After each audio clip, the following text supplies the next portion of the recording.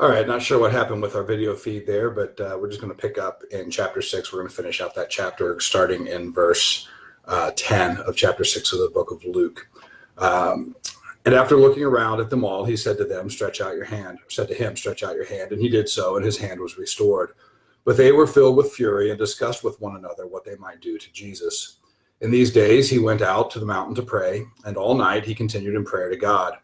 And when day came, he called his disciples, and chose from them 12, whom he named apostles: Simon, whom he named Peter, and Andrew his brother, and James and John, and Philip and Bartholomew, and Matthew and Thomas, and James the son of Alphaeus, and Simon, who was called the Zealot, and Judas the son of James, and Judas Iscariot, who became a traitor. And he came down with them and stood on a level place with a great crowd of his disciples, and with a great multitude of people from all Judea and Jerusalem and the seacoast of Tyre and Sidon, who came to hear him and to be healed of their diseases. And those who were troubled with unclean spirits were cured. And all the crowd sought to touch him, for power came out from him, and he healed them all. And he lifted up his eyes on his disciples and said, "Blessed are you who are poor, for yours is the kingdom of God. Blessed are you who are hungry now, for you shall be satisfied. Blessed are you who weep now, for you shall laugh. Blessed are you when people hate you, and when they exclude you and revile you and spurn your name as evil on account of the Son of Man. Rejoice in that day and leap for joy, for behold, your reward is great in heaven, for so their fathers did to the prophets.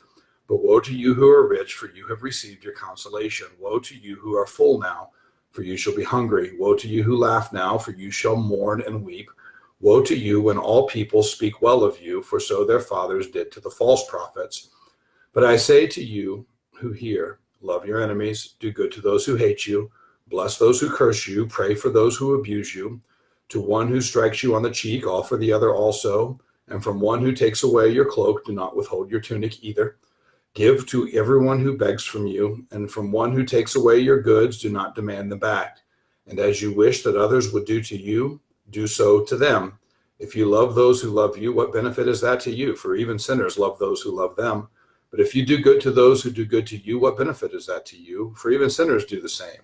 And if you lend to those from whom you expect to receive, what credit is that to you? Even sinners lend to sinners to get back the same amount. But love your enemies and do good and lend, expecting nothing in return, and your reward will be great, and you will be sons of the Most High. For he is kind to the ungrateful and the evil. Be merciful, even as your Father is merciful. Judge not, and you will not be judged. Condemn not, and you will not be condemned. Forgive, and you will be forgiven. Give, and it will be given to you. Good measure, pressed down, shaken together, running over, will be put into your lap.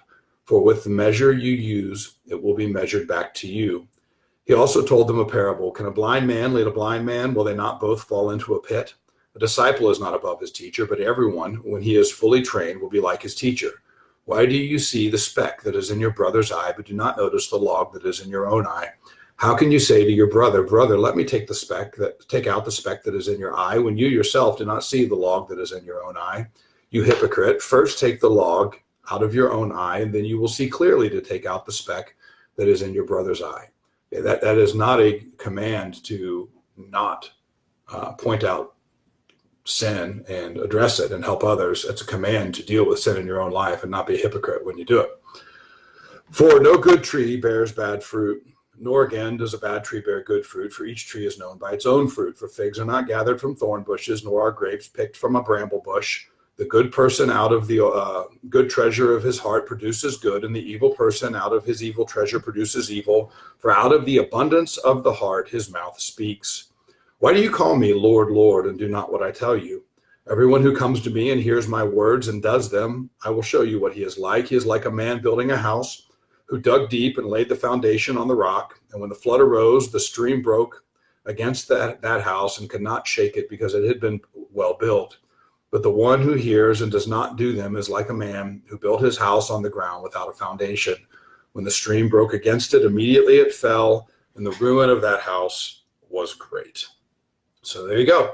I will pick up tomorrow with day 302 in Luke chapter 7. See you guys then.